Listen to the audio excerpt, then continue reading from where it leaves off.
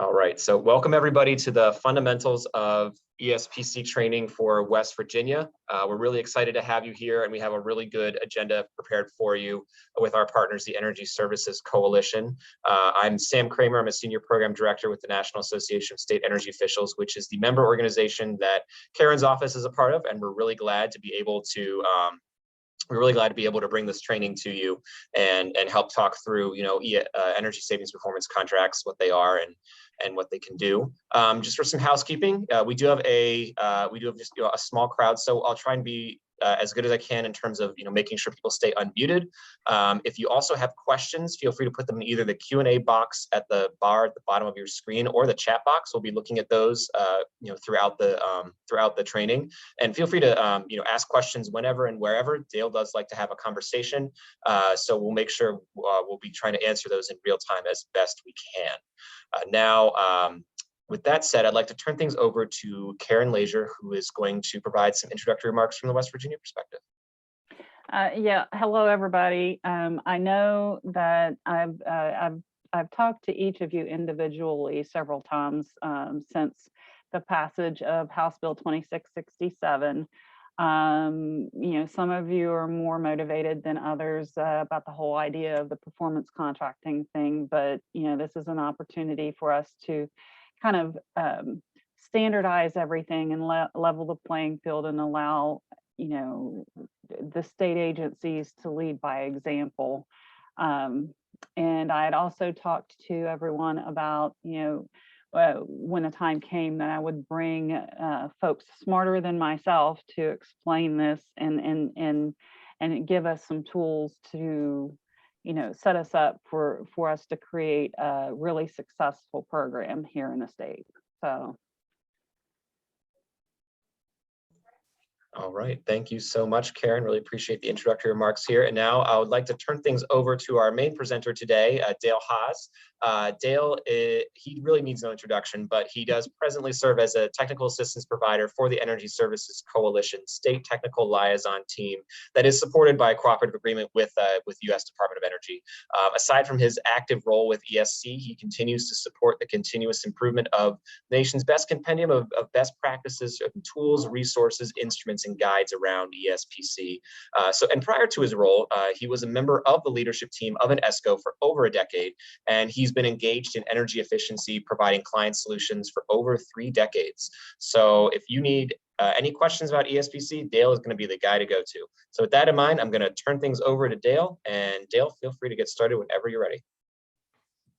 Thanks, Sam, and Karen as well. And thanks to the National Association of State Energy Officials for allowing us this opportunity to join you. I really get jazzed by these opportunities when we're in a big room and we can walk and talk and, you can ask questions on the fly and we can have a real exchange about what concerns you and what doesn't. And, for whatever reason, we're not doing that today. Actually, for a host of reasons, probably, but I'm delighted to be here with you. I really want to urge you, please speak up if you have questions. I guess the last piece, just so that you get a sense for it from a credibility standpoint, I've worked in, with, or for 44 of the 55 states and territories, promoting, supporting programs, modernizing ESPC programs. And, part of that working in and for was as an ESCO. So I've seen this from both sides. And my role today is going to do my best to answer those questions from really the perspective that I see you having, from that public perspective of how do I do this if I want to do it, and take out some of the risk and really make it work for me. So having said that, now that you know who I am, I'm going to turn this crazy camera off and see if we can't move through a few slides here. We are going to talk about fundamentals. We'll dive a little bit forward and backward into how the world was created. And I want you to know that, as Sam mentioned, he's going to post a recording. We will then ultimately provide a copy of the slides for you. So I always laugh when people have pen in hand and they're trying to take notes. Much rather you to be a deep thinker, ask your questions, and let's learn together. So the Energy Services Coalition, this is my thing here, a not-for-profit organization. You can read that. We're proud of the organization. It continues to have a sole focus of promoting, modernizing, and availing performance contracting for its incredible benefits. There are local chapters. It's only works when it's made up of public and private sector folks. So someday when a chapter is started, you may find that has some advantages for you to get engaged so that you can have open peer discussions in a very legal format with the private sector. So I always like to start with a definition. And when I think about this, it's the use of guaranteed savings, okay? Just so that you have a sense about it, this definition came from 1999. So it's not exactly like this is a new thing, even though you may not have used it, been around for a while. And then I think this is really important. You're going to spend the money we're talking about anyway. Either you give it to the utility companies, and of course, great folks at the utility companies, but you're paying them for inefficiency. It's not really productive units of energy that you're paying for. You're paying for the froth on the beer mug, if you will.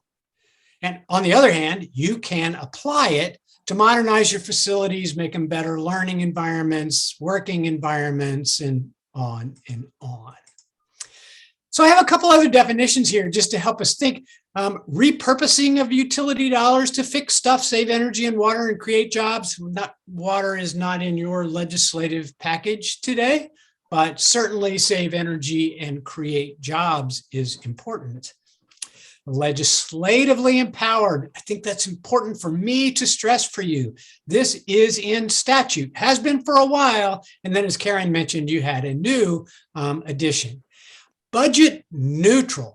Now you can make it cash positive a little bit if you want, but by and large, you should be thinking of, instead of those dollars paying for inefficiency, to be invested in the public's infrastructure, making you a great steward in your role. Now, this utopian perspective is one I created proudly, a debt-free modernization of public facilities and systems, and you can read the rest. And there's a couple of reasons for this utopian perspective. Number one, there was a time when tax-exempt municipal leases were not considered debt. And I believe as a nation, we can return to that, and many are working on that behind the scenes. More importantly, perhaps for you today, is deploying industry best practices at a reasonable price and profit. Raise your hand sitting in your chair if you want to pay too much for anything, as I thought. Having a guarantee, just another bonus. Now, when I think of definitions, it's nice for me to offer one, but the definition you live by is the one your policymakers follow. So recognize in Virginia Code Chapter 5, Article 3, here's where you find your definition. And of course, these are just baby little excerpts, but just to point out for you that that's where this can be found. It talks about the term, 15 years, talks about the measures that you can include, talks about a whole host of pragmatic considerations, including the fact that these projects are required to pay for themselves each and every year. No fudging on that. They should be replacing an appropriations budget of utility dollars, so paying for themselves each and every year is of paramount importance. And I'll just add, yes, if this is done correctly, and there's a lot of education perhaps between now and you pulling a trigger and saying, I want to do this, but if it's done correctly, should there be a shortfall of energy savings, the Energy Services Company, the ESCO, is responsible to cut a check to fulfill that budget, to shore up the shortfall. You can say it a lot of different ways, but that's the security that you want from a guarantee. So I hope that doesn't leave too many unanswered questions about what it is or isn't, but just a few rhetorical ones. Performance contract, it's a means of finance. Yeah, it is. Likely you're going to get money from a third party. You do not get it from the ESCO any longer. A little more about that later. And likely it's this huge opportunity for you to leverage grants and incentives. You know, if somebody gives you $100, you can go spend the $100. Somebody gives you $100 and you use it to coordinate it along with a program that's designed to pay for itself. Wow, everything gets better for you. More work done, more carbon saved, avoided, more deferred maintenance, set aside. There's just lots of advantages. It's important to recognize today that the performance contract itself does not provide the upfront financing. And I know that Ms. Lazier is working on a variety of different ways for the state to help support with this. However, your legislation does today empower you to use tax-exempt municipal lease, but it is a separate instrument. This is competitive procurement when done correctly. And how that's managed is you don't design the whole project and bid it between ESCOs typically. You bid the ESCO's markups. What will be your percent of overhead? And subsequently, what will be your percent of profit? They will respond. Typically, for competitive procurement, you would have the ability to justify the best, most favorable from that procedure. Now, I always defer you to your own state policies and procedures, but this is the way that performance contracting was created to resolve competitive procurement. Just to sort of jump ahead, subcontractors, products, essential services by others should be bid, and you should have vision of those scopes of work and subsequently the bid responses so that you can help select the right providers. Is it a means of contracting? Yeah, it's kind of a special means of contracting, and honestly, people that do this correctly are in love with this process. You know, we've all built stuff if you're a steward of state public funds. And what's happened when you built it is you likely have an architect and they design something, and then the engineer puts a bunch of details together, and then the contractors show up, and then the fight ensues, right? They start pointing fingers about, well, he left out this transformer, so I'm going to have to charge 9 prices more for that. It's going to be a change order of extraordinary size because otherwise I could have planned for it. No, you should have seen that. Well, everybody's pointing fingers. It doesn't help. ESPC, single source. One focus of reliability, that will be the ESCO. You know, I like to talk about this concept because there's some chance that people are knocking on your doors every day and they're talking about this whirlwind host of things. Well, they might be energy sales agreement or managed energy services agreement, or, hey, I got this off-book thing that I can do for you in the public sector, and you won't even have to have any money. I'll just take care of it all. And your question should sound like, really, who holds the title? Will I be required to take ownership at the end? What if I want to cancel it? And oh, by the way, is it legally empowered in this state? Really important stuff. We're going to talk about energy savings performance contracting today. It is legally empowered, and all the details have been managed for you and well vetted by others. Just a couple of other things to think about for these new solutions. What statute defines it? What means of public procurement is required? Who owns the improvements? Who holds the risk if the stuff doesn't work?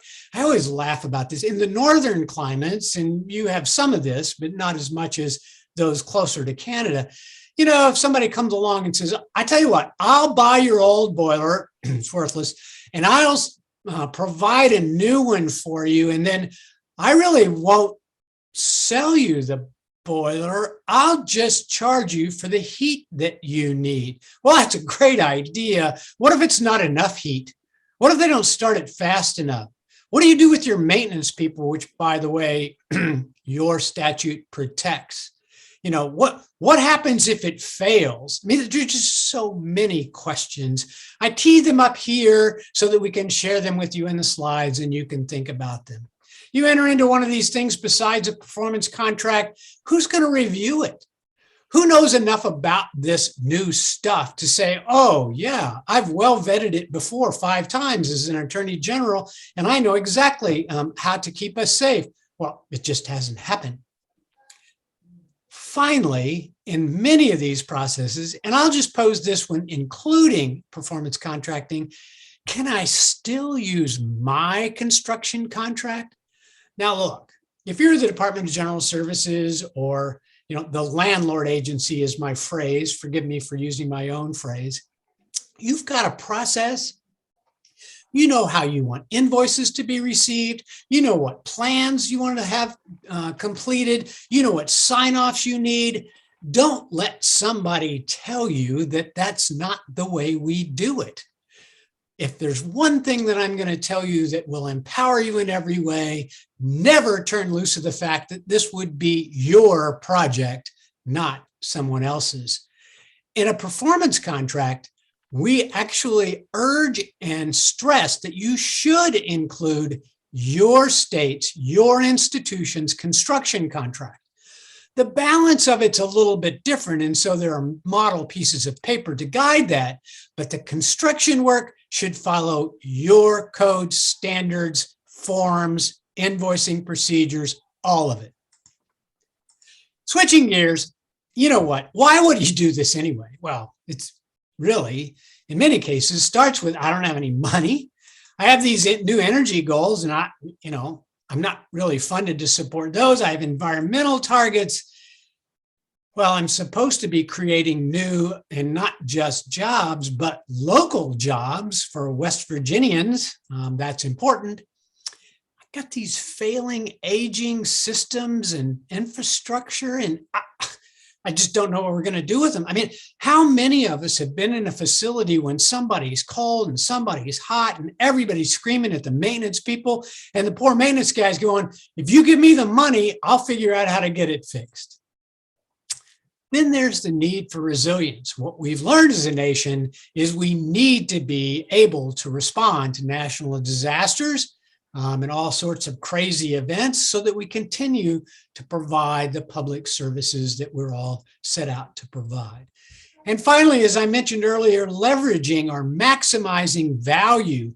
Wow, there's lots of programs coming the way of you, educational facilities, in today's world, and you can take and spend those dollars, or you can figure out how to leverage them. Generally, what we've seen, particularly from the American Recovery Act from before, is there's about a 5-to-1, 6-to-1 leveraging of those dollars. Wow. So instead of getting $1 million, it's like having 6. That's what I'm saying. Important stuff. There is a standing presumption when we think about this stuff. If you have all the money, all the time in your day, and ample expertise, just do this yourself. You don't need performance contracting. And frankly, I always laugh and say, if I had the money and time and ample expertise, I'd have built my house. I'm sure I would have been happy with it. May have been disappointed with my skill set since I don't do that every day, but I wouldn't have anybody to complain at other than myself. Well, I didn't on all 3 points, and maybe that's the situation you're in today. So let's talk about the earliest principles, because sometimes when folks knock on your door, they talk about the history of performance contracting. Well, this is where it started. I need a bunch of stuff fixed, and I don't have the money, time, or expertise to do it. And that sort of met up with a group of folks that said, you know what? I have stuff that I know saves you energy and therefore money. Sadly, I can't convince you. You don't have enough confidence that this makes enough sense for you that you want to do it. And so from that concept, when those 2 concepts met, that's where performance contracting was developed. In the earliest days, the ESCO bought it all, installed it all, and you paid the ESCO back over time only as you realized the savings. And I can't tell you how many times this soldier of this concept hears people say that's how it still works. Well, that's just not true. They don't get paid until the savings is achieved and proven. That was the ultimate guarantee of performance. There weren't any liens, loans, or debt. There was no risk to you. But that concept has expired. For a host of reasons, it's expired. It is not available today. So there are multiple pieces that have been assembled to restore the way performance contracting works for you. So one of the things that happens is there is a project developer, somebody who comes in and tries to figure out what can be done for your project. But the financing of projects has moved to a solicitation. In West Virginia, that would probably look like a bid for a third-party financier. There's a whole industry of people. And regardless of what's happening with interest rates today, I can assure you that this old man lived through when interest rates were 14, 15%. And I heard public sector people telling me over and over again, gosh, there's just not any money for energy efficiency work. So we sent letters to the providers and they sent letters back and said, we have an unlimited supply of funds for this work. We believe in it. We're here and ready to provide it. That is absolutely true again today. It does require a separate finance instrument. Just so you know, it's something that would come together at the same time that you would pull the trigger on the execution agreement to do construction for a performance contract. Two agreements pulled together in different ways, meeting at the same place, typically on the same desk, looking for signatures from the same ink pen. In the tax-exempt lease purchase model, the public entity should hold title. Now, I've heard some financiers say, well, look, if you really want us to have a security interest on your properties or a lien on these goods and services, we can give you just a little bit better rate.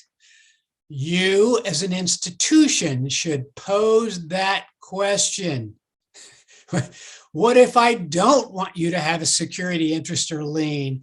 What's the difference in the amount of money?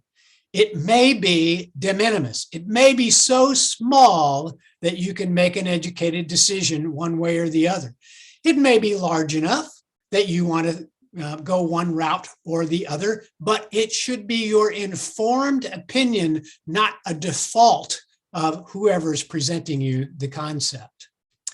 Proof of savings, the absolute teeth of the guarantee, is now moved to a concept called measurement and verification. This is not art. This is science. There's a separate global organization that's established the means and methodologies for measurement and verification. We all in the industry abide by it. The International Performance Standard Measurement and Verification Protocol. It is incredibly important that the work that's done for you follow those standards. Finally, here's something I hear far too much in whispers in corners. You really don't need measurement and verification. You know, this stuff changes. Your facilities are dynamic. It'll always be changing. So you know what? There's just no point in having M&V. And besides, you're just paying us to do a study. Well, the answer to all that is caca. The science of measurement and verification resolves the very challenge being promoted in that pretext. So then, you know, it's not really a new wrinkle any longer. Enacted in 2010, the federal government said, you know what, the ESCOs can no longer provide money for you. In fact, they will not be allowed to provide recommendations as to leases or loans or which person to get money from or who to call. None of that should be done. You need to either develop that concept within the state or seek the services of a registered municipal advisor. And yes, there is a national list. I'm quite certain that there'd be many, many ready and available to assist you should you have questions about the benefits of a lease over grant funds, over appropriated funds, over bonds. I mean, there is an absolute difference between the two. Still, a third-party financier continued evolution toward the least costly rate. Now, that just blends to my concept that the least costly rate may be presented to you as a securitized loan, a securitized transaction. Some financiers that I've talked to say, well, you know, what we really don't even want to do a non-securitized transaction any longer. And I, on behalf of a public sector folk, have said pretty loudly, are you sure? Because if you really don't want to do this, we're going to go find someone else. Interestingly enough, they may have a new solution to share with you. Other principles to consider. This is not an us and them thing. Performance contracting should be conceived, drafted, and implemented as a partnership. You and that ESCO working together to save all you can, but still fulfill all the things that you wanted fulfilled. You're still the institution, the owner, the customer. You are the person directing this traffic way. All work must meet or exceed the standards of the institution. So often I've heard somebody say, well, that's just not the way performance contracting works. And there you stand saying, well, I haven't done this before. And these people told me that they were the world's largest, second largest, done more, live closer, my best friend, whatever. We don't have to do it that way. That's unfair. It should meet or exceed your standards. If your standards have determined that you can justify a single controls vendor, you have every right to say, I don't care what you make or represent, this is the product that shall be installed. Just want to help you understand the clarity of some of these issues. Now, this is really important as well, standards of comfort. Gosh, there have been times that I've seen projects where a lighting project is done, and you go back in and you would think that all of a sudden you had developed some sort of inability to see well. It's so dim in the halls that you'd be worried about security issues. Not so. Can't happen. Once again, as the institution, you define what the standards of comfort are. Temperature ranges. I'll be okay if it's between 72 and 75 degrees in my workspace. And by the way, science people, sales people, engineers will say, I can only tell you what the set point's going to be. Your answer should be, I don't care what the set point has to be, but in my workspaces, my learning spaces, it will be between 72 and 75 degrees, or you'll need to come fix it. Same thing with humidity, light levels. I mean, there's so many things. The standards of comfort are yours to define. The savings achieved must pay each year. In your newest piece of legislation, this actually got addressed. In 2667, it became very clear there'll be no passing of savings from one year to the next. Well, we had a lot of extra savings this year. Can't we use it to cover next year, last year? No. Flat no. It would be against your proverbial law. Okay. Refer to the legislation. Make sure that it's followed. Can you trust that the ESCOs are going to follow it? You should ask them early and often. That shouldn't keep you from reading it and being aware of it. I can assure you that more often than not, another thing that I hear is, well, that's not the way we do it in your adjoining state. Over there, we do X, Y, Z. Great. If you want to work over there, let me show you where the road is. On the other hand, if you're working in West Virginia, you follow West Virginia's laws. If you're working in my institution, you'll follow my lead. There is no reason to allow the language within the ESCO's proposal, the engineering study that's called an investment grade audit, and certainly not the implementation contract or any of its schedules or appendices or anything. None of it can be allowed to conflict or supersede your enabling statute. Often, I've been called in to try to, how should we say it, untangle a dispute. And I hear that, well, that's not what we put in the contract. Don't care. Don't care what you put in the contract. I told you up front, you can't conflict or supersede. Okay. If you're going to do this, and granted, I do believe it is a wonderful idea, you should not consider doing it on your own. This little graphic points out to you that not only do you need an energy thinker, but you need somebody from legal to make sure that the documents are right. And by the way, I'll say this early and often, I would not use the ESCO's contract. I just would not. There are some great models out there. I'll point to them later. You're going to need someone from finance to help you understand the difference between a bond and a lease. Now, I know you're all thinking, because you're public stewards, the bond money will be cheaper. Might be. What if you want to change some of the measures in the project in the first 6 months? Oh, you mean you can't change the structure of a bond? Nope, not early. You have to pay for those changes, and generally they're after a particular period of time. Well, can you in a lease? Yep. You could add things, you could reduce the size of the project. Financiers don't care. They're there to provide the money for you. Selling bonds, that's a different picture. Those folks are counting on it to be secure and stable. Do you want procurement involved? If you don't, you're missing the boat. For a couple of reasons. Number one, they can help you ensure that this competitive procurement model gets enacted. That's important. Number two, they've got experience in looking at what the cost of a boiler, chiller, control system, lighting should be. And if they don't, they certainly know the tools and how to contrast it with others. The maintenance people, hey, what needs fixed around here? We think we're going to enter into a way to get a bunch of stuff done. Go make me a list of all the things that you get told need to be fixed, complained about, have duct tape and baling wire around them, and let's get them fixed when we do this project. Your construction teams, they know so much more about building stuff than most of us do. You would like to have them on your team.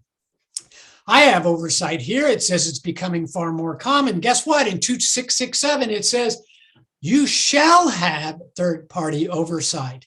And I have provided for the state a list of 6 to 10 folks that have been in that industry providing oversight to performance contracting for a while. They get it. They understand it. They know how to help you. But my brother-in-law is an engineer. He'll know how to help me. You should ask him how many performance contracts he's untangled, how many measurement and verification reports he's read, and how many he's had to correct. Once you know that, then your cousin may be brother-in-law may be a consideration, and certainly the approving authorities, and those may be legal, finance, procurement. There's nothing more disappointing than standing up a project which may take 6, 8 months, maybe a year if it's a complex project, and getting ready to sign it and have somebody as a supervising authority in the state, some of which you are required to send the proposals to, say, yeah, no, we're not going to let this happen. I would find out early if the road is well paved for the performance contract to be the great solution that it can be for you. Okay, whose paper should I use? Caution, that's my safest word. Caution against using the contract of the provider. Now, I know that if you and I have to go rent a room somewhere, we might have to use the lease of the provider.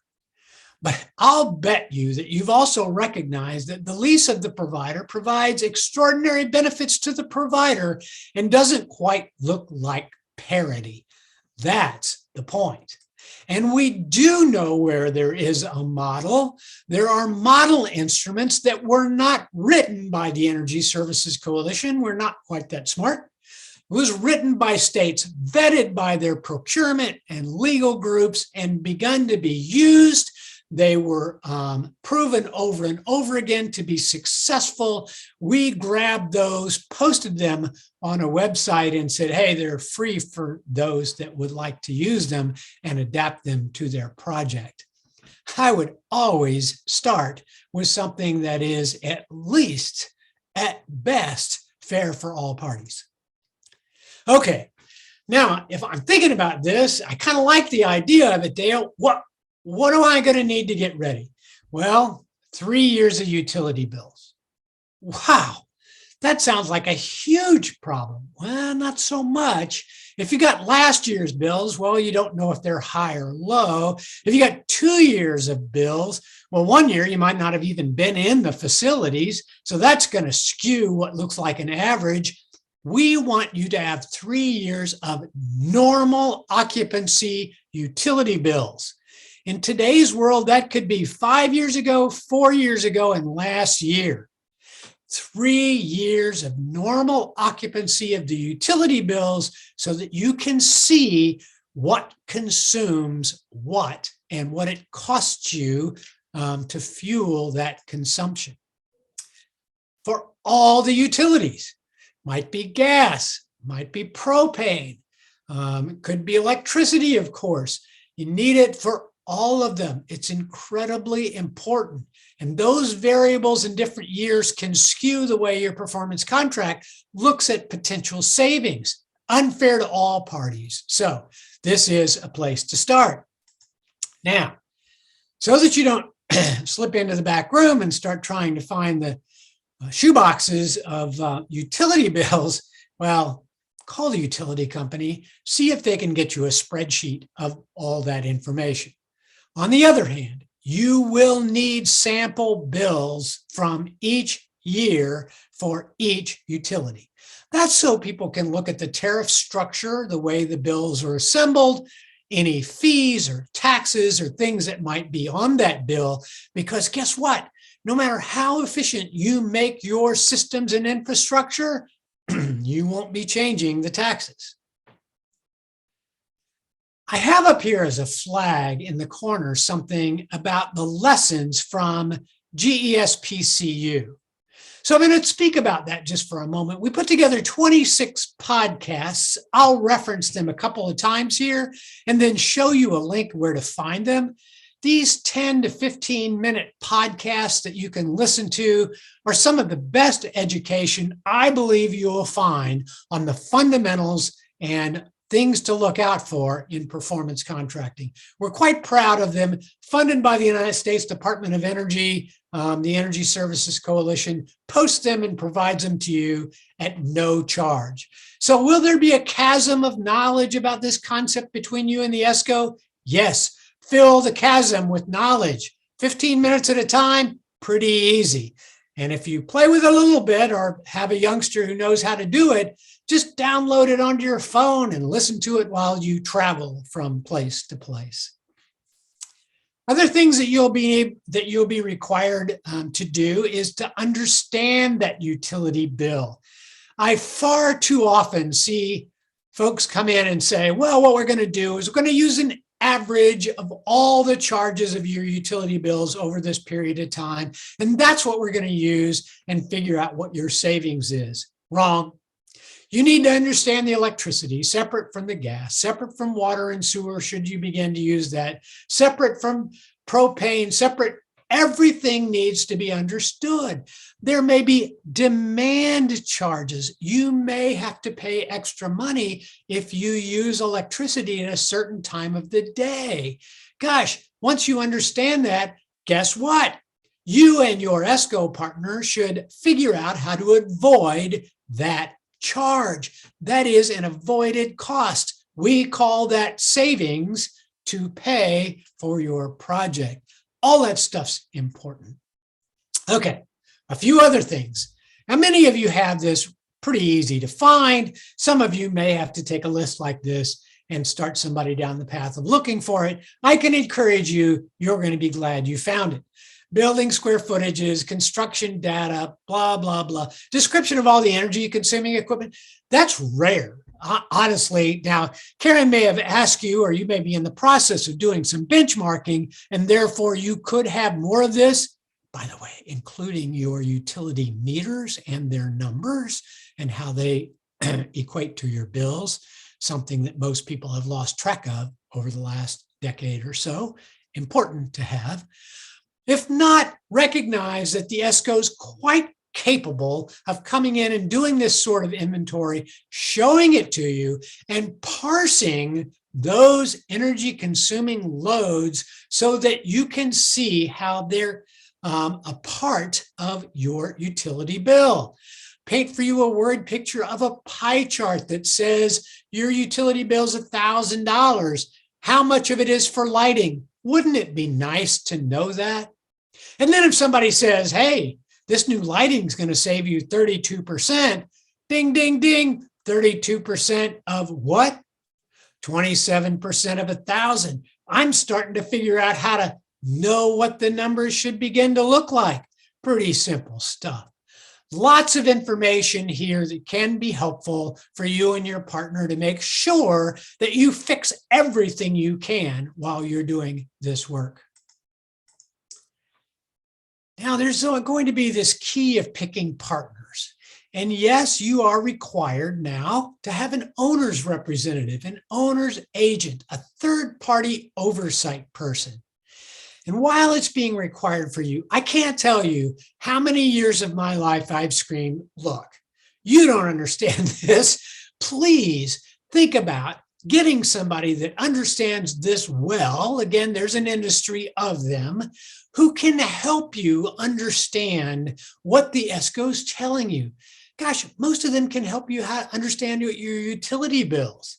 They know what you're paying for that you shouldn't be. They know how to read your legislature and understand what can be applied and what can't be applied.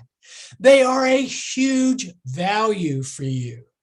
Now, I'm going to tell you this little story. I don't do this any longer, but I had a state that said, will you provide oversight for us for this project? Sure, I will, but it's relatively expensive. Wanted them to know how much it is. We were going to make it a cost to the performance contracting job. I encourage you to think about doing that as well. At the end of the day, they came up with an extraordinary amount of money that had been invoiced to them for this work. It's a $33 million job. There was nearly $750,000 worth of oversight charges when it was all said and done. I said, well, that is a lot. Took us a long time to get through this since it was the first project in the state. What did we save you? Well, they hadn't kept track of that. Interestingly enough, I and two other people had, it was about $2.2 million. Pretty good investment having somebody on your side to make sure that the project goes the way you want it to. Then you're going to need to pick an energy services company.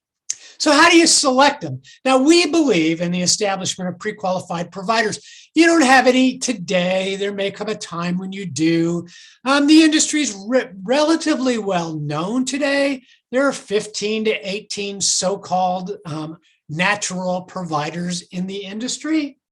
But look, you could try to figure out from a piece of paper which one might fit you best, or from their references, or from this competitive procurement, understanding their markups. You might just like some of them, but gosh, I can't tell you how it's important to bring them in and have oral interviews. Ask them hard questions. See if they know how to answer them.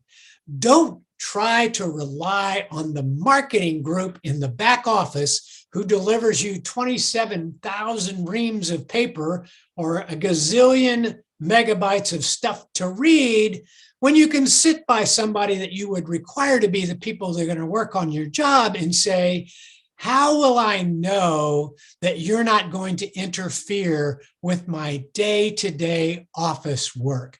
Man, I want the answer to that question before I pick someone. Then you're going to have to pick a financier. Well, this is challenging. I encourage you to engage the financial institution authority, maybe someone at the state. They probably have experience selecting financial partners. What's interesting is, once again, do you select them from paper? What's the cheapest rate? Well, maybe, but again, I tell you, there are differences between bonds, loans, leases, etc. From interviews, once again, having someone tell you what they do differently. How would I use your organization to my benefit that others might not know? I can assure you that 25 years ago, a lease provider shared with me that I was not going to actually pay the amount of the actual lease rate that was quoted because they weren't going to fund the entire project until I needed the money. The hair stood straight up on my arms. It's like, wow, somebody's telling me something that I needed to know. I would have had no idea how to ask the question. When do you bring them on board? Early. Knowing how the finances are going to be structured, then you won't need them again for some period of time, but it helps you, it helps the ESCO, it helps you make sure that you're not running around trying to figure out if you have the right instrument to finance the project after a year and a half of hard work trying to assemble all the details that would propose a project to you. Okay, let's talk a little bit about what is an investment grade audit. It is not a proposal. You should never pay for a proposal. Many of the ESCOs will say, well, the investment grade audit is the proposal. I think that's wrong. And frankly, we're working very hard with a whole group of national experts to move that into a separate consideration in a black and white way. The audit's the audit. I want you to study it. I want you to tell me what those loads are. I want you to take pictures. I want you to tell me what's wrong with my HVAC units. Why don't I have enough fresh air? What's going on? Is it the control system? Did we put the controls in hand? Is there a piece of baling wire that fell off a system actuator? All of that stuff. And frankly, ESCOs are going to talk about a baseline. What's your normal consumption for all of your utilities? Good to know. But then what's your normal consumption for that boiler system? What's your normal consumption for that chiller system? Gosh, I need a baseline of a lot of stuff. Do I really think I'm going to know how to do this? No, but you want that proposed to you in this study as a part of the investment grade audit. You want your third-party reviewer to agree that it is reasonable in every way and that all of the considerations in this investment grade audit fit your upfront requirements. I need more fresh air to make my space healthy. I must be resilient and have the ability to return to my working space within 48 hours of a disaster. I must have off-site ability to control my facility so that if we abandon them again, I can change the operating conditions and harvest those utility savings. Lots of things we've learned you may need and want in your project. The investment grade audit should also define the absolute scope of a measure.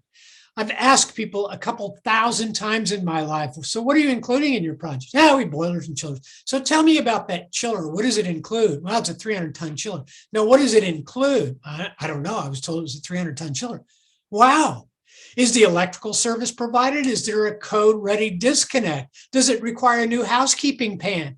Are there new shutoff valves? Have you checked to see if the existing shutoff valves are frozen or can they be reused? The questions go on and on and on. And chill water is simple. Ask that of a steam system. Well, are there leaks? Where are the leaks? What works? What doesn't work? You need to know where the measure starts and where the measure stops. I recently reviewed a project and somebody said they were going to replace 1,000 steam traps. And the owner asked them to move on. And guess what? Down the road, they were a little unsatisfied and they wanted me to read some of the paper and try to figure out what the concern was. Well, what's this little note about they'll provide the steam traps, but not the shutoff valves and the filters? Oh yeah, we had to provide those because it cut into the savings. To that I said, Well, I'm guessing humorously that you've lost your mind. You wanted that to be a complete system so that you could rely on one person. You don't want somebody telling you that the filter and the strainer actually created the problem with somebody else's steam trap. Wow. Know where they start and stop. Know what's going to be commissioned. Know what's going to be trained.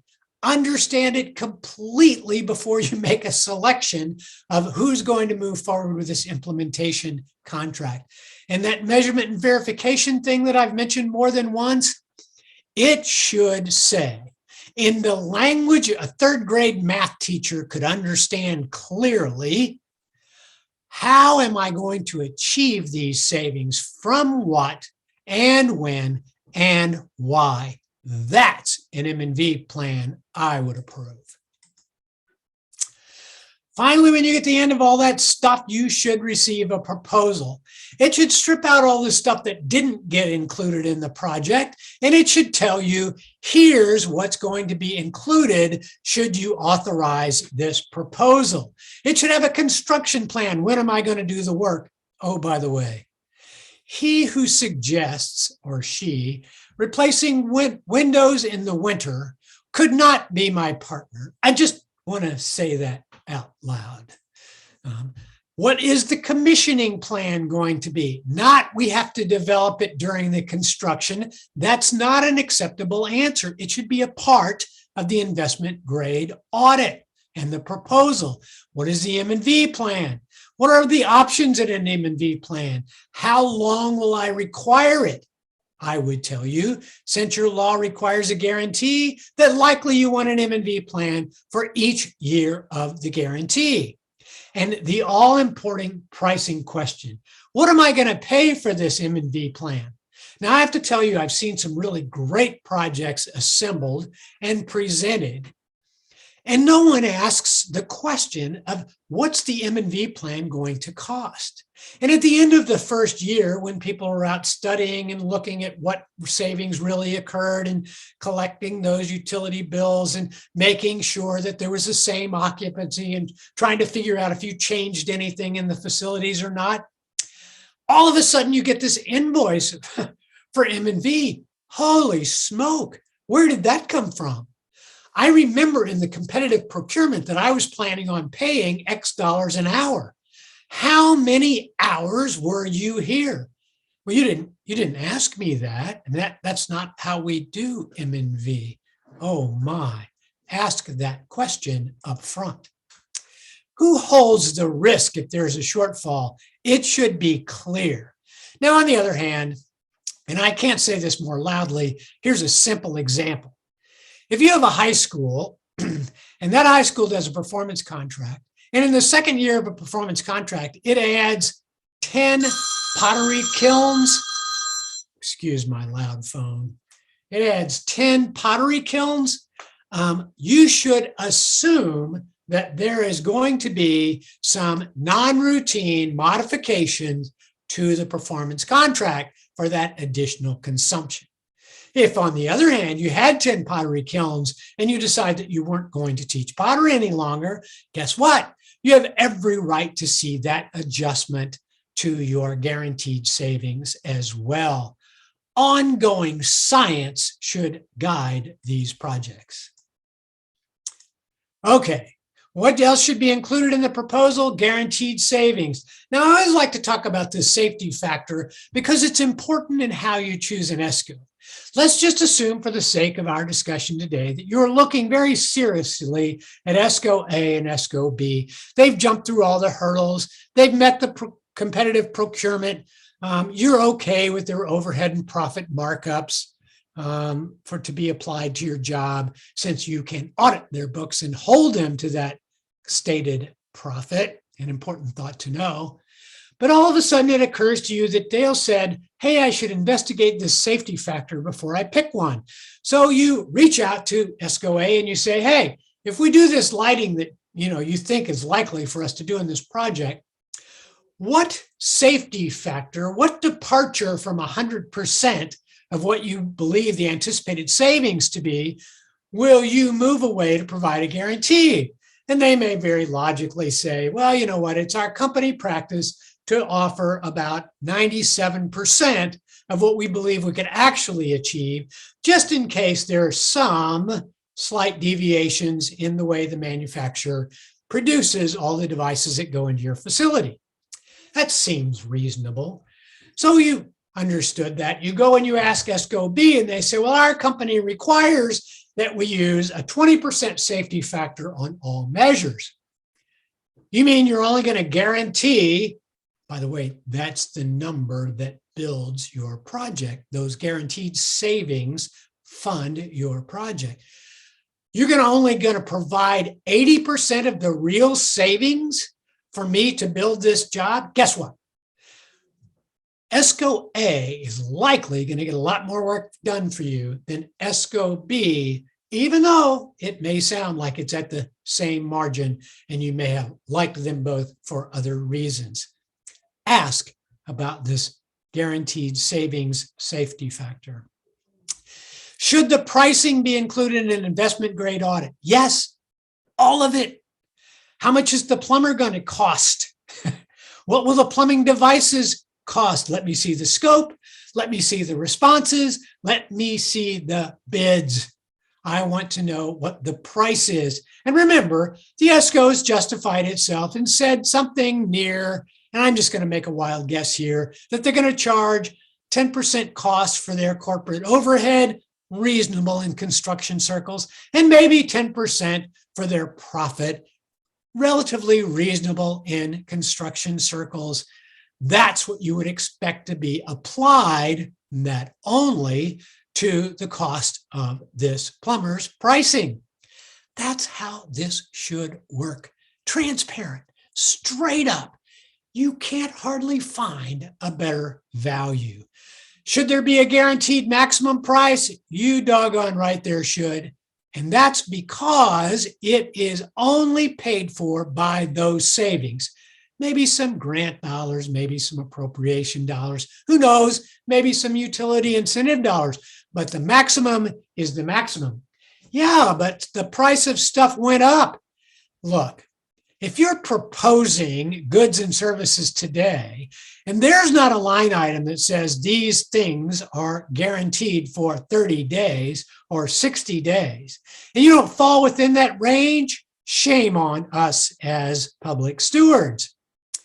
But it should be there. That's how they're protected. Expect a maximum price. Open book pricing and transparency? Absolutely. Don't do it any other way. Bids required in your state, no questions.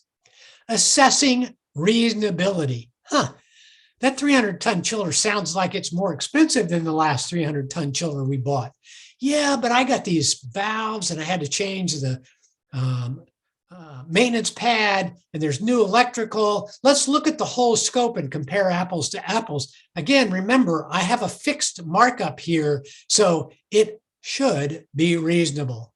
It's yours to assess. Then you should see a cash flow pro forma. You should have evidence that those savings, in fact, pay for your project every year of the term of the project. All right. Then you'll see an implementation contract. We call that an ESPC agreement, ESPC contract. It incorporates the investment grade audit as a whole. Don't let anyone tell you different. Now, I've learned to hear some of the ESCOs in our world today say, the study's to study, but we're going to write something different in the contract, and we're only going to abide by what's in the contract. Your response to that is, I require the IGA to be incorporated in whole into the performance contract. It is upon what I made my decision to select you. Therefore, it guides the boundaries of my contractual implementation agreement.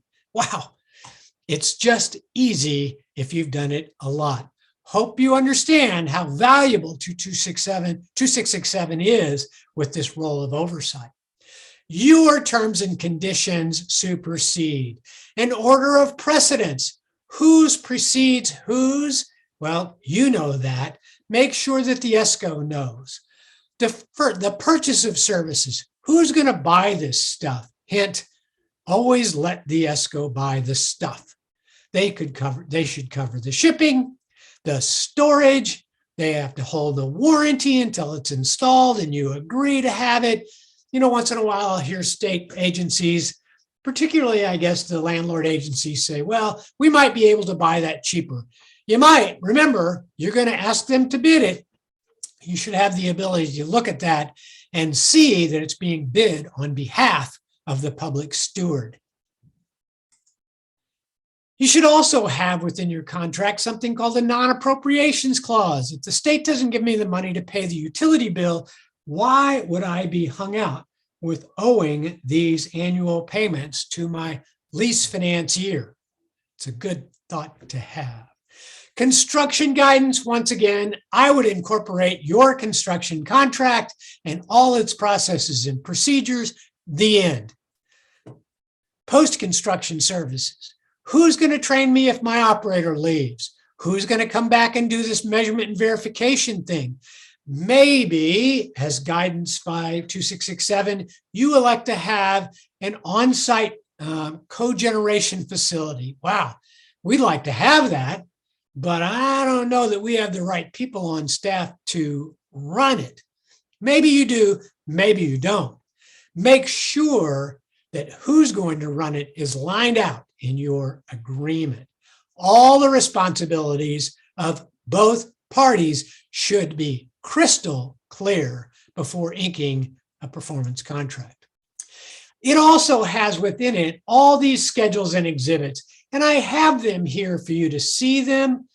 You don't need me to read them. You'll have a copy of them, but all these pieces and parts about the savings guarantee, how payments will be done. By the way, your processes should supersede, but they should be explained in the agreement.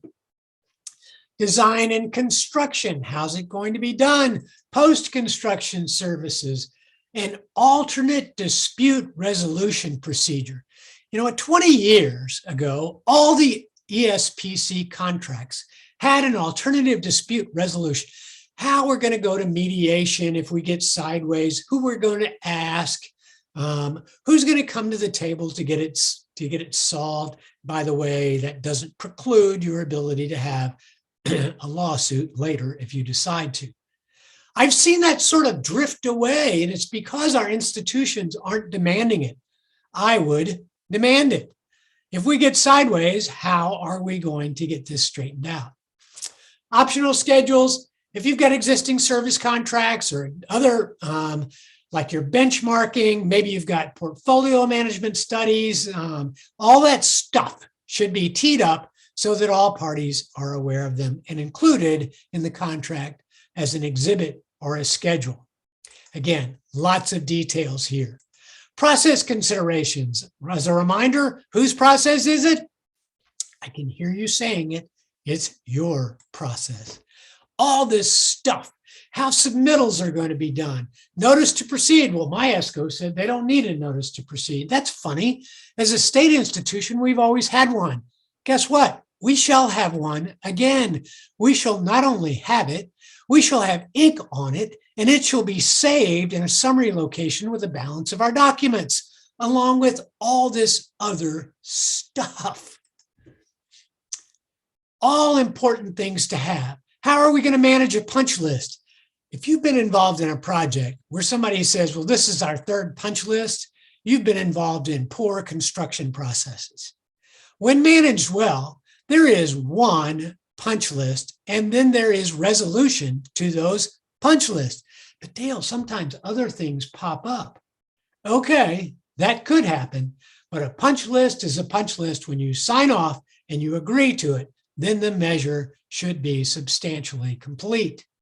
Shelf stock, another one of those things that I see people step over every day. So you buy 10,000 new lighting fixtures, and maybe there are these miraculous new light emitting diode fixtures. Frankly, I love them, assuming you get the right color, the warm color, the one that looks like a light bulb, not the one that looks like an operating room. And you get them all installed. And then you have something called infant mortality. Well, that happens. Some of them are going to fail just because they do. Where do I get one? I need one today. If you don't have shelf stock, you sort of missed the boat of planning ahead. Have it in the project. The project should pay for it, and it should be available as a ready replacement. Other thoughts, maintenance procedures, you should know what they are. Reporting material changes. The contract should make it very clear that if you add or remove those 10 pottery kilns that I mentioned, that would be defined as a material change. And the contract will most likely say that the institution, the owner, you, the customer, will be required to report to the ESCO that on the 15th of April, we took out those pottery kilns. Always nice to have that in an email or writing. Where do I get warranty support from? And on and on. To recap the steps, the first thing that you should do is acquire knowledge. Collect the data. Understand the process in paper. Be in consensus with state leadership that you're going to do this and they know what you're going to do and, oh my, have a sense of what you want to achieve. If I go to the doctor and I say, I'd like for you to check me over and tell me what's wrong with me, I could be there for a while. If I go in there and I say, you can check whatever you like, but my elbow hurts, I'd like for you to solve the problem. Guess what? You may have a solution when you leave. Know what the investment grade audit entails, contains, what the contract of that paper looks like so that you've read it, what to expect. Managing expectations between the two parties is a huge benefit for everyone. Then there's that all-important implementation contract. I like to say this, I've taught it for 25 years. Know what the rules, rights, and responsibilities are of all parties. The rest of it's easy. Implementation, whose construction contract? Whose insurance qualifications need to meet who else's? Of course. Indemnification, you're going to hear contractors whine about it. You know what the state requires. That's what you will require. The end. But putting all that stuff up front so the ESCO knows it while they're responding to the proverbial request for proposals is very important to making sure that we've all been fair and equitable in managing those expectations. The post-construction services, and again, it's science. When somebody says it feels like it's colder in here, I find a thermometer. When somebody says it feels like we don't have much savings as we used to, I resort to a study. Collect and maintain data. Gosh, I cannot tell you how important this is. Where? Well, interestingly enough, on behalf of the United States Department of Energy and the Federal Energy Management Program, who funded a specific design of a product now known as eProject Express, specifically for state and local units of government, and as one of the national trainers, I can tell you this is a great place to keep, record summary data and all the files, worksheets, contracts, pictures, all of it about the project in one offline, secure, password accessible place. You want to save the meeting minutes where decisions are made, checklists that you teed up, commissioning reports, all the decisions that were made. I want to know who said that the heat load for our gymnasium was what you must thought it was because it's cold in here. Every day it's below 10 degrees outside, and I'm not going to tolerate it any longer. Well, that energy engineer left us, and when they left us, their computer was cleaned by the IT department, and we don't know where to find that spreadsheet. Oh, wait, I do, because I required you to put a copy in eProject Express. What a simple, great offline storage solution. It includes so many simple things, I think you'll be amazed. You could put stuff on your own computer. Good luck with the IT department coming in and changing computers for you, changing software. I've seen this so many times. It's frightening to imagine. Oh, I know. I'll just keep it in a file drawer. My favorite saga about that is we knew which file drawer it was in, but somebody moved the file cabinet. So where is that spreadsheet? Can't tell you. eProject Express, great solution. All right, GESPCU. I mentioned it. I can't stress how important it would be for these little bitty podcasts for you to go through them. I've given you a link here. I've given you a separate link later that's just to the podcast. Lots of stuff can be covered there that we didn't have an opportunity to cover in our time together today. I'd like for you to consider this because I can make this sound too hard. About $7-8 billion a year of this work is done in states all across the nation. Now, 13 of them are great at it. Then there's a few that are pretty good at it. Then there are some that would, it'd be great if they could develop a program to support it. That may come in time, but this is happening every day somewhere. It's been done over and over again. What we need to do is help you ensure that you get a project that's as good as the best one of those projects. With 50 years of history, national model documents, program design, and resources that are readily available, a veritable army of smart people that are capable of doing this work if you ask them. And oh, by the way, when you ask them to do something hard and they say they can't, call me. I'll tell you which state their company is doing it in already. A burgeoning industry of third-party owners reps that we're excited to tell you continues to grow. And oh, by the way, as a part of this Foundations webinar, I'll tell you that a national working group is working on putting a certification program together for owners reps. Not only will you be able to find people that have done it or have expertise and experience, but they'll be certified through a national program. Cool. This must be important. We should do it. 22667 says you must. Well, there could be some additional questions. How long will this whole process take? Yeah, well, if it's your first time doing it, there's going to be some steps along the way. With the third-party owner's rep, it's going to go a lot faster, I can assure you. But you got to find the paper, gather your stuff, understand how it's going to be done, try to get through this knowledge gap. I'm going to tell you that's a couple of months probably so that you can understand it. Pick an owner's rep early. They should not help you pick a financier or help you pick an ESCO. However, the good ones can sit beside you and say, well, you may want to know how many projects just like yours they've done. Let's assume it's a correctional facility in your state. The people that are going to work on my correctional facility here in West Virginia, how many projects like that have these people worked on? Because I don't want to teach them how to do this. I want you to bring a team that already knows how. Wouldn't that be a great question?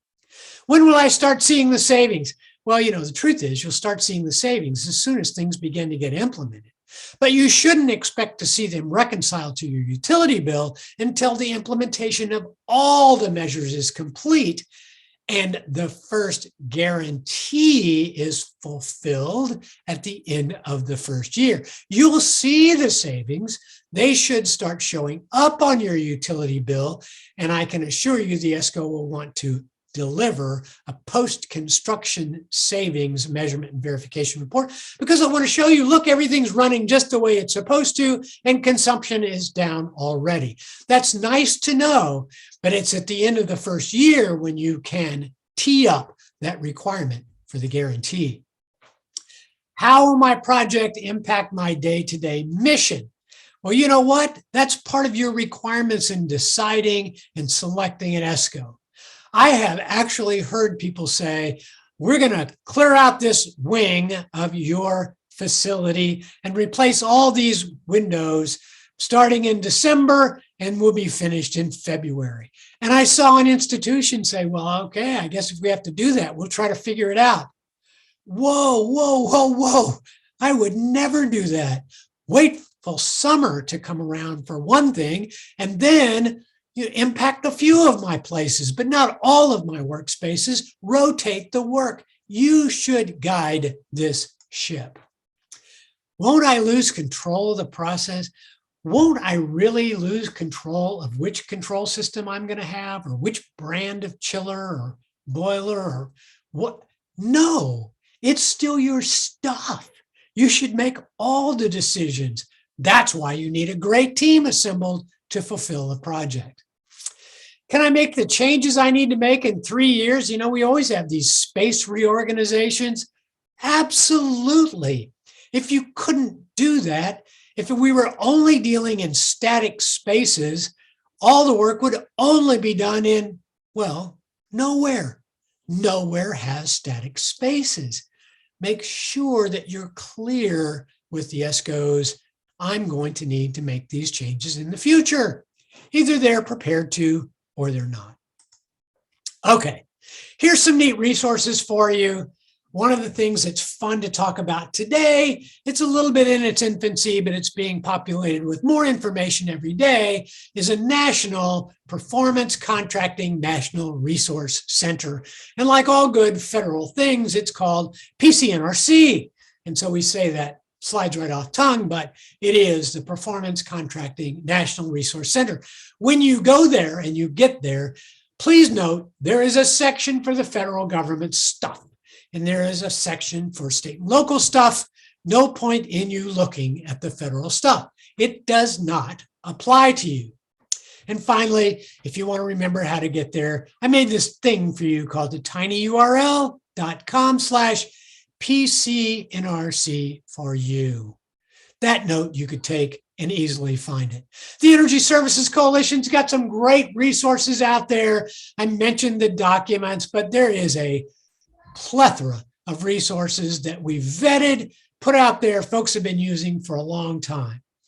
eProjectBuilder.lbl.gov is where you find EPX, eProject Express. eProject Express is a subset of eProject Builder. All the projects go into one secure, national, free, did I mention that it was free offsite national database? Wow. What a huge resource. And it will hold all the files, contracts, and on and on. Portfolio Manager. It's a big part of what you do in West Virginia. That's how you find it.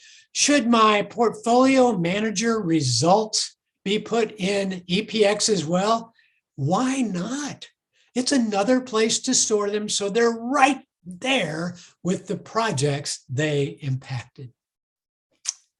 So you know what? I think this does sound hard to some people, and I've gone into a lot of granular detail in an effort to try to be helpful for you.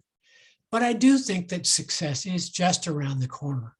You know, all the goals that you really have about local jobs created, resiliency achieved, I just need my stuff fixed. I've got so much deferred maintenance. You know, funny topic anyway. Well, how do you get to a definition of deferred maintenance? Well, if you had enough money, none of it would have been deferred. So you know it's maintenance that's not being fulfilled. Drat it. That defines deferred maintenance. Those lists need to go away. Leverage the energy efficiency that you are spending with the utility company to help you build the kind of environmental stewardship, the kind of public stewardship of funds that you have always wanted to support. That's all I have. I'm looking forward to your questions since I've rattled on endlessly. We're here to field them. I assume, Sam, you'll help me in open mics? Yep, absolutely happy to help, Dale. And it looks like we've got a few questions here. So Noel, I know that you posted a bunch of questions here. What I can do is I can actually unmute you if you'd like to have a conversation with Dale yourself. So I will let you be able to speak if you unmute. All right, can you hear me? Yes. Okay, so I did post a couple questions. So I'm an architect, and I've been doing this facilities management and architecture for 30 years or so.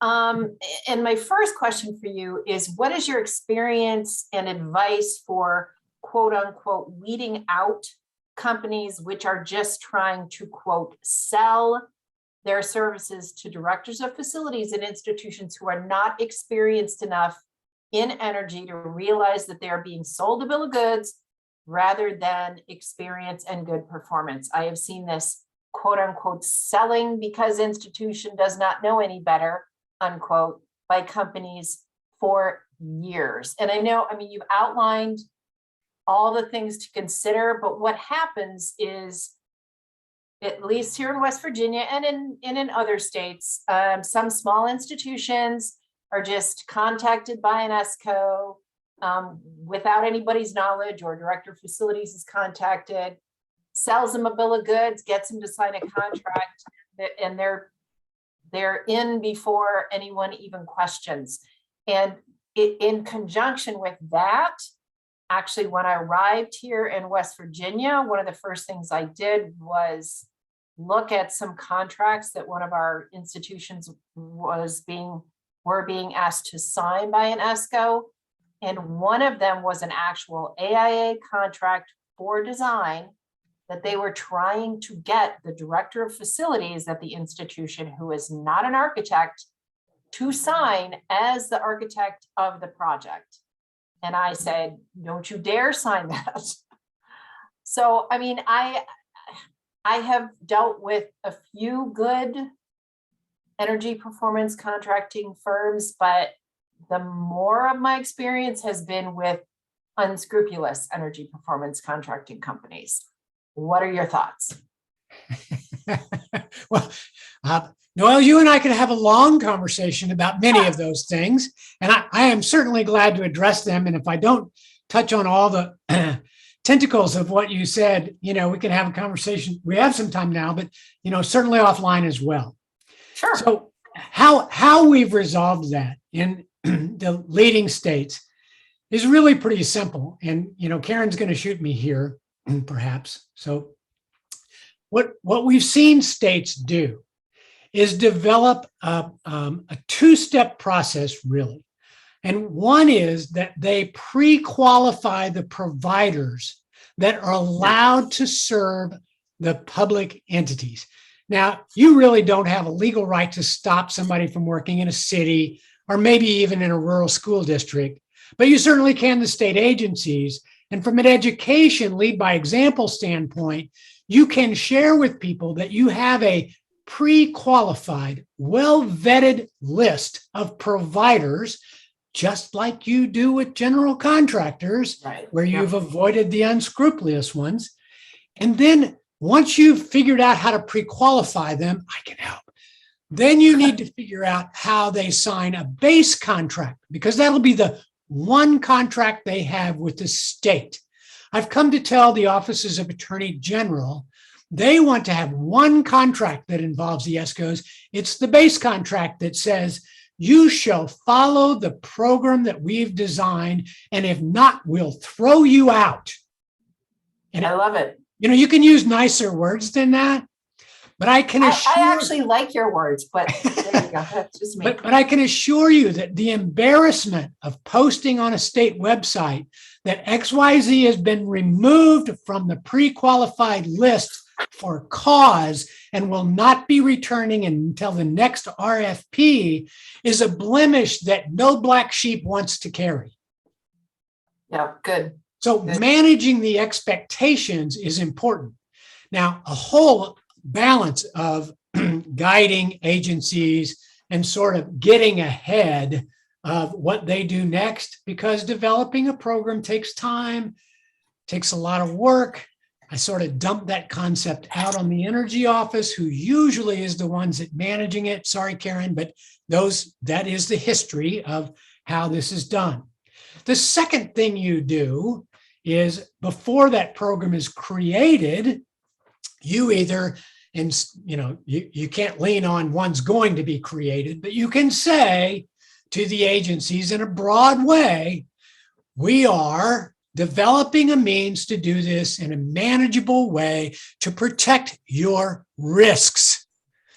If you've been contacted, we recommend you don't proceed, or reach out to, or ensure, we could create a checklist of, 50 questions for them to answer if they're going to run on their own without a base contract and pre-qualification. It's a lot of education to get out in front of people and tell them what not to do, right? Right, but I do know that Karen has mentioned, and she has mentioned to our group of facilities directors at the higher ed institutions, that she is interested, or her office is interested in putting together a pre-qualification list, which is fantastic. That's really exciting. And she and her associate Garrett have actually spoken with our directors and, made their voice and their face there as entities that the institution can contact if they have questions. But, I know when I arrived here, and I've only been here a year, that there were several institutions who were, quote unquote, talking to energy performance contractors, and they were ready to enter into contracts with them. And they had just been contacted via email. There was no RFP, there was no competitive bidding, there was nothing, because they just didn't know any better. So I have to work with Karen maybe, and our procurement people who are on the line as well, to figure out how we can get information to them and just say, hold off, or contact the Office of Energy or such and such before you proceed, because we just want to make sure that all our folks are knowledgeable and procuring properly and legally and all that good stuff. Noelle, I wholly and completely agree with you. I will tell you that as one piece of education, the ESCO sales teams can provide a lot of information. It should be pre-action information. And by the way, I have two big points to make. Number one, and I've challenged here to find a date. Oh, it looks like April the 22nd of 2021. All of them have to be presented by 30 days notice to the Joint Committee or Government and Finance. Now, I would share with you, as the world's best critic in the world, that telling you that I presented it is one thing. Telling you that it was presented and approved would have been a better piece of language. But presented and approved means, okay, I certainly want to go there and see if I can stopgap anybody making a rash decision should we be in the throes of developing other processes. The other thing that I want to say very loudly, and I appreciate the fact that your AIA history has taught you stuff like this before already, but I'll use an analogy. I was going to use a building concept, but I won't. I'll use an analogy. But officer, I had no idea that the speed limit was 50. I thought it was 80. They're likely to say ignorance of the law is no excuse. The law in West Virginia is bid. The law includes several tenets that you're implying to me, and likely is true, weren't included. And it's because, I want to make sure that I share this, having led an ESCO team, having been at many of the national ESCO meetings, it sounds like, but this law usurps you from all those other laws. It does not. It avails an opportunity to abide by all those other laws and use this finance/implementation methodology. So louder education, and now you do have sort of a stopgap spot at least. Okay, super. I had two more questions, but I'll be quiet if other people have questions. If you have questions, please raise your hand or put something in the chat and we can certainly answer them.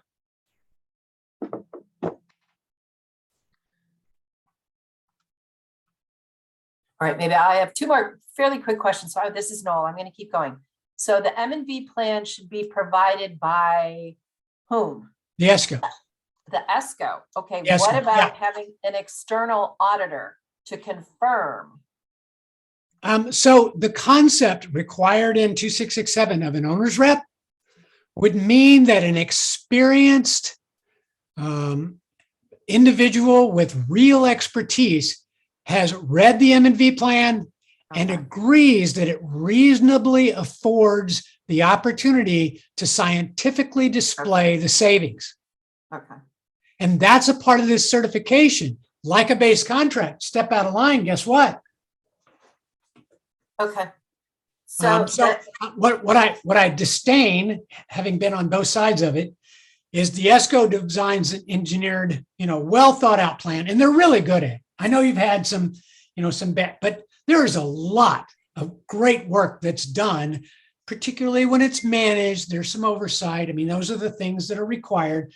But hey, have a tornado go through your community and see how good the roofing is.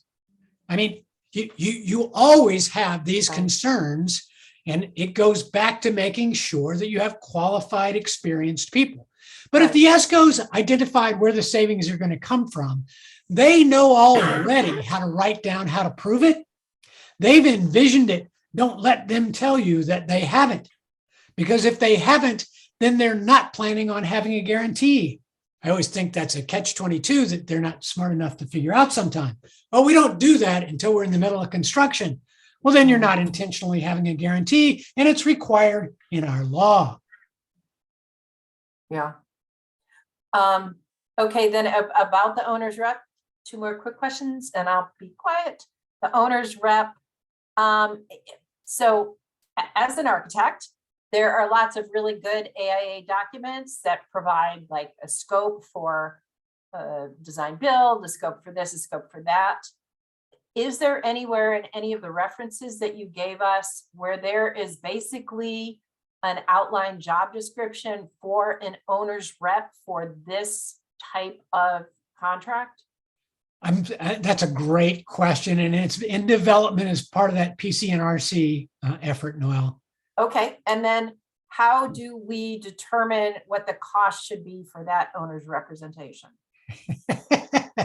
Well, the working group has all those same questions, and so what I've had the pleasure and experience to do is to point them where some states have done this, and you pose it a little bit like you pose architectural services. There's going to be a scope of this review. Right. Interestingly enough, the ones that have done it have a real sense for what it's going to cost. So they'll want to know, when do you want me engaged? What role do you want me to hold? Sure. And we've seen institutions say, well, I want you to develop the meeting agendas and come up with the Gantt chart, to which I say, no, back up. What you want an owner's rep for is to represent the owner. You want them to be a second set of eyes and ears of reasonability. To that end, they shouldn't make or create anything. So their fees should be about reviewing. Their fees should be about oversight. Their fees should be about pointing out to the owner, hey, this is wrong. How would you fix it? And I hear them jump at, frankly, in my experience, let me go right away for you to fix it. I'll just add it on your bill. No. We'll figure out how to fix it. I mean, you have to decide that, but it's about having a scope that you solicit, get responses to, and once again, you have some idea what you're after. The working group is working hard on developing something that would allow you to, well, it would all be there. You could delete paragraphs if you didn't want them. That's sort of the way it's being constructed. Exactly. I mean, it is really helpful asking these questions as an architect who's been an architect for years, because I've seen the role of architects change in the last 30 years. And it's like architects have a checklist, and every couple of years they cross a few more things off. They cross it. We used to do all the cost estimating. We used to do all the construction administration as a base part of our fee. And those are now, you hire a separate consultant for this, you hire a separate consultant for that. So for this scope, it really would be helpful to have a little checklist of items that you want to make sure the owner's rep does, and the bigger checklist of items that you want to make sure the ESCO is responsible for, the meeting minutes and the meeting scheduling and the agendas and that kind of stuff. Yeah. So as an AIA professional, you know this better than most, but I can't tell you how many times I've had people say, well, here are the meeting minutes where we talked about the change that was going to have to happen for the boiler plant to be effective. Okay, well, where's the signature that they've been approved? Well, we didn't ask for them to be approved. That's not the set I want. So, it's about having professional services and concepts all along. Agreed? Sure, absolutely. And Absolutely. we look to standard state/institutional processes for that. Yes. And don't expect the ESCO to bring them to you and say, hey, I'd like to tell you how to have the perfect oversight for me as a provider. Okay, that's a good point. That's a good point. Thank you. Yeah. Interesting. So Noel, this is Karen. Hello. Yeah, okay. Just to let everyone know, this webinar is this training was kind of a first of several ideas that I want to have. And the next is something more in person with folks from a couple of states that have actually put together a performance contracting program. Folks from the Tennessee Energy Efficient Schools Initiative, Terry Townsend, he developed their technical committee, and folks from a couple of other states. But the idea of funding an owner's rep program to and subsidizing that is something that I'm looking at doing as a carve out for some of the infrastructure money that our office is going to be getting.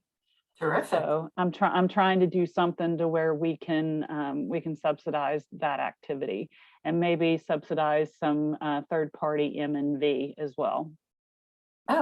Oh, interesting. So you're mentioning third party M&V. What are your thoughts on that, Karen? I don't know. It's something that I'm still I'm still trying to wrap my brain around. It's just, I know that there have been some activities in the state in the past where there was questions around the M&V that was proposed and done. And I think that Dale kind of explained it as when the M&V goes wrong is when it's not effectively communicated on the front end. And then what you get on the back end is something that you didn't know you were getting, and you definitely didn't know you were paying for. So, but those were two things that I was looking at trying to set up some sort of a subsidized program to where, if an entity, a state entity was looking at doing a performance contract, that we could help with bringing in a buyer's or an owner's rep. And there are, and there have been some individuals that have been recommended. And I'm always on the lookout for additional additions to that list. Terrific, thank you. And I'd be interested in, and I'm pretty sure Ed and perhaps Mary and Kelly, who are on the call, would be interested in any future discussions with other states. One question I have for you, and as long as we're on the phone, I didn't suggest that we include our legal counsel in this meeting, but as we got about halfway through, I thought maybe we should have. So maybe you could think about that, and if we should have our legal counsel included going forward.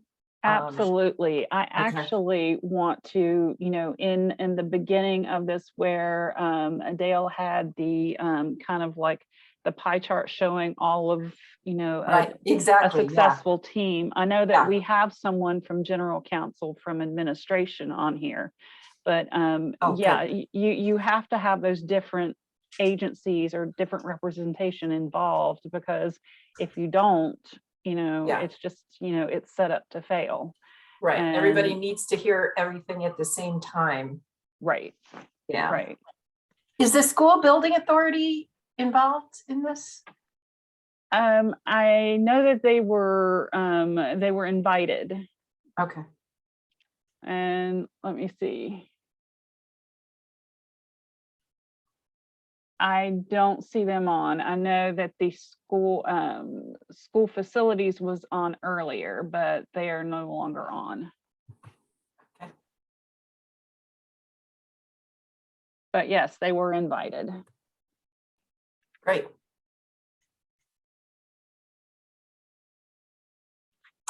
Well, this was really a lot to think about, really helpful. For me, this is Noel again, and Dale's enthusiasm is palpable. So thank you for that. Well, I can see if there are other questions out there. I'm happy to hop in with a question for you, Dale, but sorry, I think I jumped in front of you. Feel free to respond.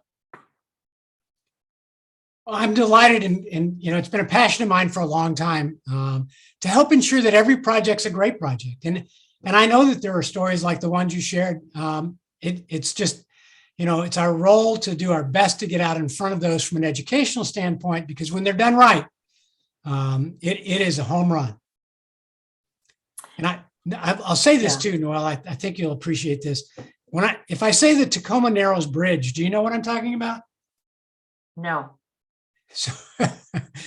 So I really am old. And back in the day when, you know, we watched movies in school, they would show a picture of the Tacoma Narrows Bridge. And what happened is this bridge was designed and completely instructed. Oh, is that the one that vibrated and fell apart? That's the one. The wind blew through it. The harmonics caused it to fall apart. Yeah. And I like to say we didn't quit building bridges. We learned from it. We created processes and procedures to ensure that it didn't happen again. And then we moved forward with remarkable success. That's what we continue to try to do for performance contracting. You know, but so that you make me think of another question. So one of the questions I put in the chat was about this ESCO that asked or that presented an AIA contract and said the director of facilities will sign this, even though he's not an architect and didn't have anything to do with the design. He would sign as a licensed architect. And this was like the second month I was here. And I've since learned from speaking with other people that this ESCO is a fairly reputable ESCO, and other people have worked with them and have positive things to say. So that leads me to think, is anyone actually from the state or federal government meeting with the ESCOs and giving them any kind of training or education? Because maybe the person didn't know that you can't have a non-architect sign an AIA agreement as an architect. No, I'm going to say that no, there is no oversight for ESCOs right now in West Virginia. And I will also go out on a limb and say, no, that person should have known better. And it's like Dale said, ignorance of the law is not an excuse. And if you can off air, let me know which ESCO that is, I would appreciate it. Yeah, please don't say it out loud. No. However, No. I will chime in that the National Association of Energy Services Companies does have an ongoing accreditation program. And the concept of that accreditation program is, should you have a dispute, problem with, reason to contact them. They have some very experienced individuals, and I believe currently even a couple of those with Juris Doctorates who sit on a team that reviews those sorts of things. Obviously, they discuss them with senior leadership of those companies. And generally, there's a resolution with an individual to make sure that there's a correction. Sadly, the company likely doesn't promote the error that the individual was propagating. So it may be interesting to reach out to that NAESCO.org site. Karen, if you wish to so file that grievance. Yeah, and this is my point. You know, when I started down this path to try and get some standardization and some oversight on this, funding mechanism, and this is the reason, is that there's no one overseeing some of this documentation, and if it hadn't have been for Noel looking at that and knowing, hey, this is a red flag, and that's happening all over the place in these smaller, smaller facilities and smaller, like Sure. especially in K-12 schools. And, Oh, sure. there's an issue now where in K-12 schools, the ESCOs are creating grant writing services to help school districts go after the funding that's going to be available through US DOE for energy efficiency upgrades. And so these are companies that are helping to write proposals for funding that they're going to turn around and bid to be a vendor on. Yeah. And I see a conflict of interest with that. Well, I completely agree with you, Karen, but I also see, so what has happened here at institutions is an ESCO will contact an institution and say, hey, I'll come out and do an audit and give you an idea. And then another company may or may not come out and do an audit. And then they'll get a competitive proposal or do an RFP perhaps. But if they've already met with one ESCO and the ESCO has been out to the campus and has reviewed things on the campus, they, in my mind, have a inside information and a competitive edge in putting together any kind of proposal in response to an RFP. But I don't seem to be able to get that point across as well as I would like to. Perhaps I'm just not stating it correctly, or perhaps I'm wrong, but. I'd like to weigh in on that. Sure. So what we know works nationally is regardless which salesperson knocks on the door, and yeah, they all talk about doing walkthroughs. And the truth is, again, I came from that world. I can walk through a building and tell you what the savings are with a spreadsheet in my hand. Probably before I leave the building, I can get close. And so I know that. Well, that's great. That tells me as an institution, there's some things that I should look into. To have a competitive process then is to invite others, hopefully sometime down the road from the pre-qualified list, come have a tour, have an interview, ask the questions. All questions will be asked in writing and responded to in writing. It's a professional process that you expect. But I'll add to that. Rare is it that there is an industry that doesn't have the ability to reach out and talk to someone about, well, this is the way our services work. And okay, I can't drop an RFP for you, but I would like to participate if you have one. I mean, that happens in every industry and every profession. So, I don't think we can turn away from that concept occurring. And the best process is knock on all the doors you want, do all the preliminary studies you want, but there shall be a process. And what folks like me try to teach institutions is I try to stay away from playing golf 3 times and having 7 cocktail hours with the people that you think you may or may not pick, because there are newspaper articles all over the nation about what that looks like. Oh, yeah. Very good. Yeah. Thank you.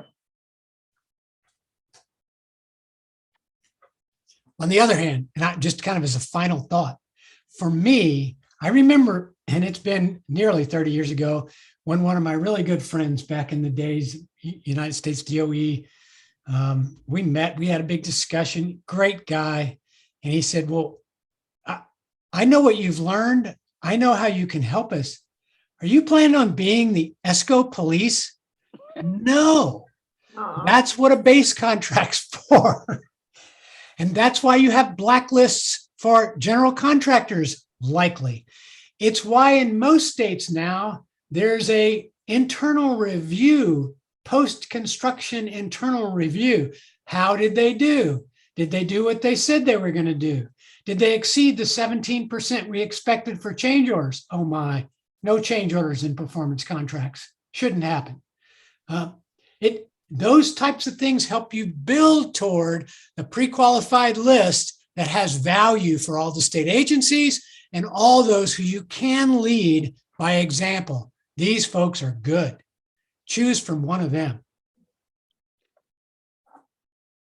I am so excited about the potential of having a pre-qualified list, of having potential standard RFPs. And I think there are some standard out there, because I know Garrett, Karen's associate, provided us with some federal documents to use. And then also having a scope checklist or a scope options for the owner's rep. It'll be really exciting and really helpful for all our institutions to have that. Well, we're glad that there are really successful models out there for you to look at today, and excited to tell you that we're actually modernizing the set of national documents at this very moment, along with the PC&RC work that we've talked about before. And working as fast as a working group can possibly move forward with the various and sundry tenets that exist in that, because there's a lot of pieces there. And we're all going to get a copy of this recording, correct? Sam's going to tell you that he's going to post that, and then we'll send you a copy of these slides. You're Yes, awesome. we'll be able to send a video and the slides. Oh, good. Those are awesome. Thank you. Yeah, and anybody on this call, you know, if you have if you want to know more about a specific segment or a piece of this, let me know. Also, I want to start pulling this ESCO, this performance contracting team together so that we can kind of lift this program off the ground. So if you're interested in being involved in that, let me know. And, you know, I would like to maybe have something in person next time. Maybe we can get Dale in here with, you know, kind of like a team like the Harlem Globetrotters to come in and help us with a working group on getting some things started. So that's if Dale is open to that. Dale is open to that. Dale's excited about that. You know, I've done it a couple of times. It always starts with that consensus meeting of leadership. Yes. Make sure that everybody's working, let's just say rowing the boat in the same direction. Absolutely. Absolutely. Yes. I want to get, you know, folks from a couple of the states that are, you know, that have successful models that work for them. I know Tennessee is one, and I just want to make sure that I have a motivated group together that, you know, is ready to go. So it's well worth your time coming in. And no, I can say, which I think everyone will agree with, having folks that will pose straight up hard questions about what needs to be done, needs to be fixed, is the way you get to resolution to this stuff. Yeah. When folks sit in the corner and say, I'm never going to do that, I don't want to talk about it, they can do whatever they want, it's not very helpful. Yeah. I'm a New Yorker. I raise those questions. Well, that's funny. I'm from the Midwest, and well, I grew up in the Show Me State, we ask a lot of questions. There you go. Once again, and this is a sort of a selfless plug, but I strongly encourage those of you that are interested in learning a little bit more. You'll hear me drone on and on with a little more passion, but this podcast concept is one that really takes a deeper dive on a lot of these little topics, and you can take it in smaller chunks. But we're ever so thankful for Karen and for the National Association of State Energy Officials for allowing the opportunity for us to share foundations in ESPC today. Yeah, and I want to thank everybody for spending the last 2 hours of Cinco de Mayo Oh, on this phone call for me. So I really appreciate that. So and thank you all. This is Noel. Really appreciate it and looking forward to more good stuff in the future. Karen and her team have been really helpful and supportive. So thank you all so much. Yeah, email me and contact me if you need anything. Okie dokie, will do. Bye. Bye. Thanks so much, everybody. Have a great rest of your day.